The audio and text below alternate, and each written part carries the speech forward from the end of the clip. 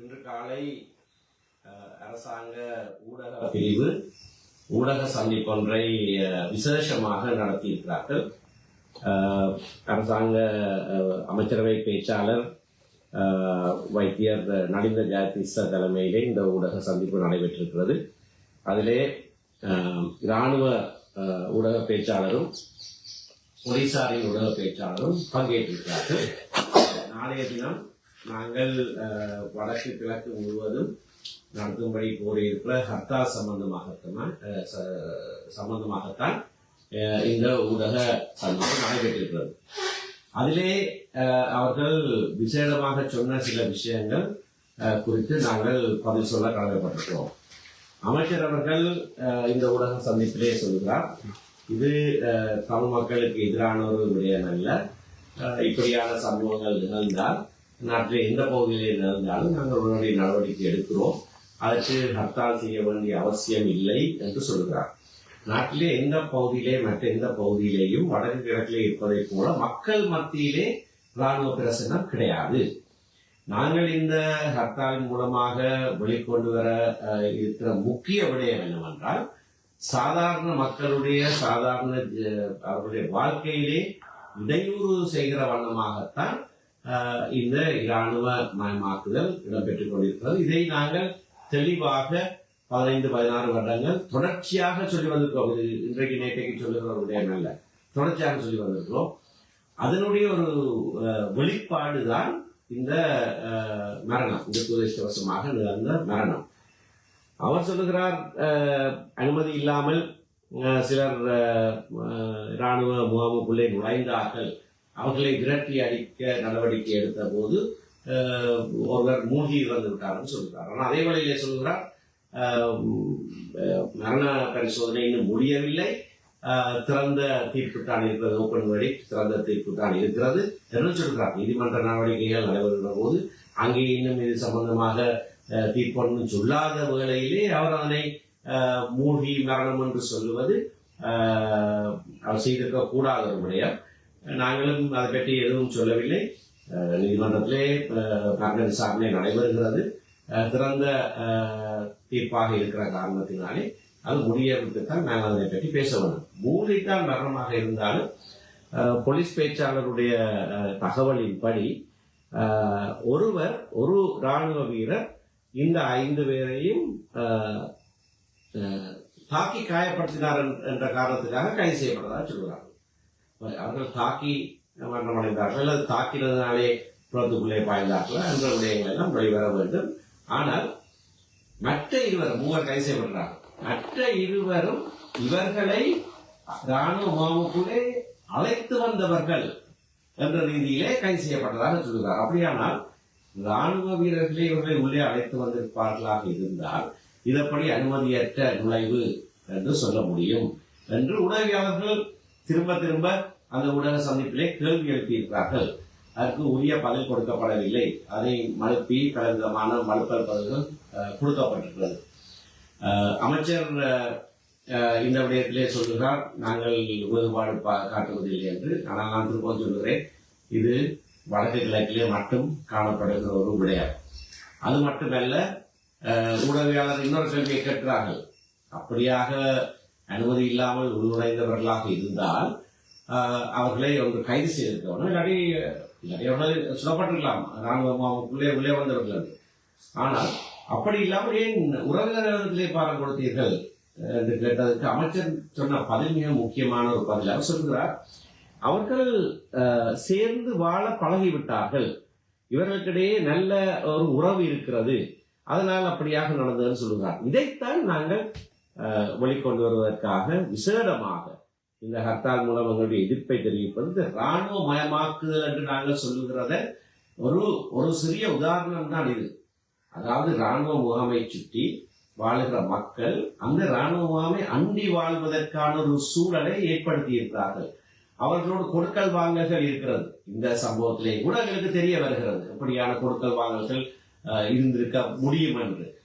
இதைத்தான் நாங்கள் தொடர்ச்சியாக எடுத்து வந்திருக்கிறோம். ஆனால் பெரிய முகாம்களிலே போய் முகாம்களை அடைபட்டிருப்பது அல்ல, அதை பற்றி நாங்கள் எதுவும் சொல்லவில்லை. ஆனால் மக்கள் மத்தியிலே இராணுவ முகாம்களை அழைத்து மக்களை இராணுவமயப்படுத்தி அந்த இராணுவ முகாமை சுற்றி மக்களுக்கான ஒரு வாழ்வாதாரத்தையும் உருவாக்கி இராணுவத்திலே மக்கள் தங்கி வாழ்வதும் மக்களுடைய செயற்பாட்டிலே இராணுவம் தங்கி வாழ்வதும் அவர்களுக்கிடையே கொடுக்கல் வாங்கல் நிகழ்வதும் தான் மிக மோசமான ஒரு சமூக பிரச்சனையை இப்பொழுது 15 வருடங்களுக்கு மேலாக உருவாக்கி இருக்கிறது.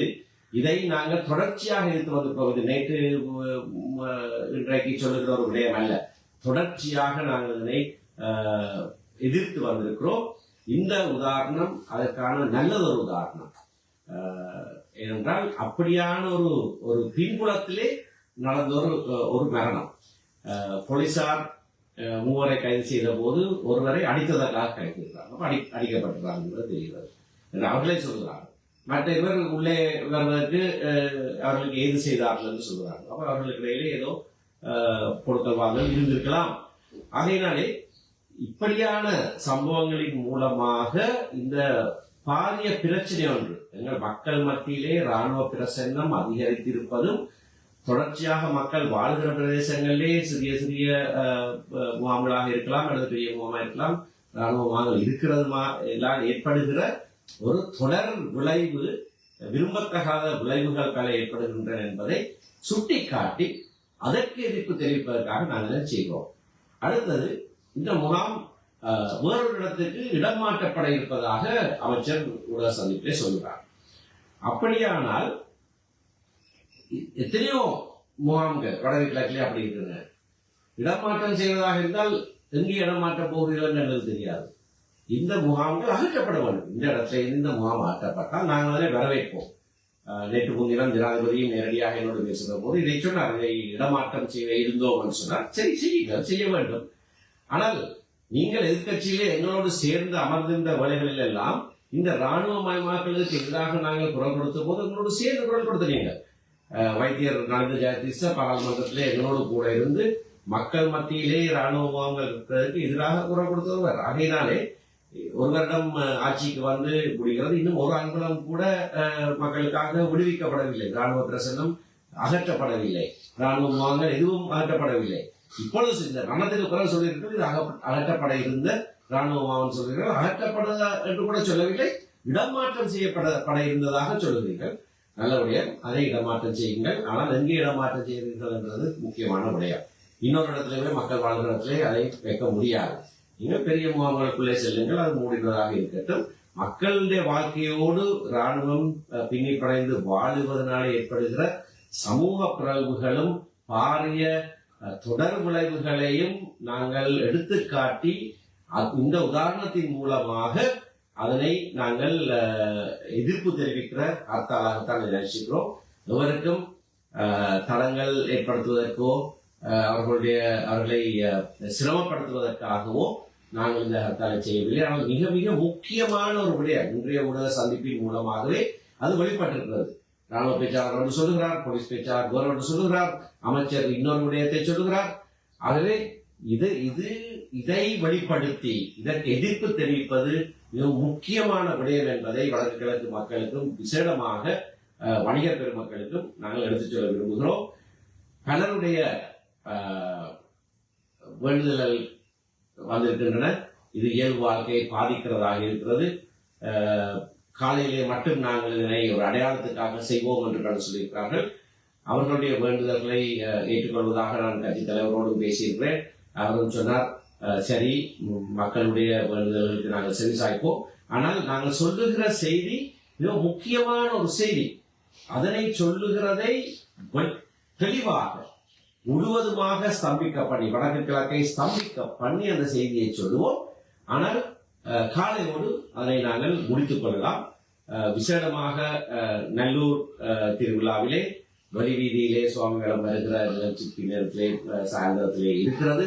ஆகவே அதையும் கர்சனையிலே எடுத்து காலையிலே மத்தியானம் வரைக்கும் அனைத்து நடவடிக்கைகளையும் நிறுத்தி வடக்கு கிழக்கை ஸ்தம்பிக்க பண்ணி இந்த முக்கியமான செய்தியை இராணுவ மயமாக்கப்படுதலாலே ஒரு உதாரணமாக நாங்கள் இன்று கண்டிருக்கிற இந்த விடயத்தை முன்னிலைப்படுத்தி, ஆனால் இந்த பெரிய விஷயத்தை அரசாங்கத்துக்கு செய்தியாக சொல்லி, உலகத்துக்கு ஒரு செய்தியாக சொல்லுகிறதை நாங்கள் திறம்பட செய்வோம். நாளை காலையிலே இருந்து மதியம் வரைக்கும் வடக்கு கிழக்கை முழுவதுமாக முடக்குவதற்கு அனைவருடைய ஒத்துழைப்பையும் நாங்கள் கேட்டுக்கிறோம். நன்றி.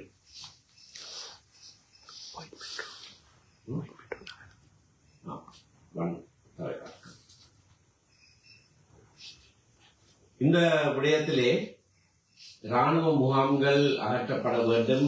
முத்தையங்கட்டு இராணுவ முகாம் மட்டுமல்ல, மக்கள் மத்தியில் இருக்க அனைத்து இராணுவ முகாம்களும் அகற்றப்பட வேண்டும் என்று நாங்கள் கோரிக்கை விடுகிற அதே வழியிலே இன்றைக்கு ஒரு செய்தி வந்திருக்கிறது.